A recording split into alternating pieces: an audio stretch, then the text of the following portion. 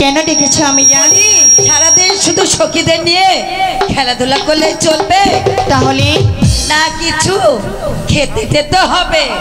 আমি আমি সখীদের নিয়ে সেই ফুল বাগানে কিছুক্ষণ খেলাধুলা করতে গিয়েছিলাম। কিন্তু মানে কেমন শুধু খেলবে, মার সাথে বসে বসে একটু খেতে হবে না? হ্যাঁ অবশ্যই খেতে হবে। তার আগে বলছিলাম কি আমি বলবো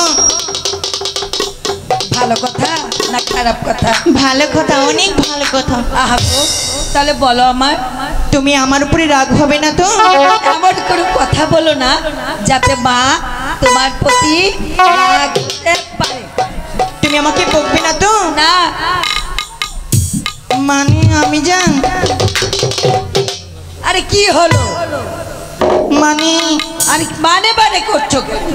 মানে আমি সখীদের নিয়ে একটু সানবান্ধা গাড়ি দিতে যাচ্ছি। না না না, সাত বাঁধানো ঘাটে কিছুতেই যেতে পারবেন না। কেন আমি তোমার পিতা পুরা নিষিদ্ধ। আমি আমার সাথে তো সখীরা যাবেই না। বলেছি তো, প্রয়োজন হলে প্রাসাদে স্নান করবে, দাসীরা জল তুলে দেবে। আমি যাবো আর আসবো।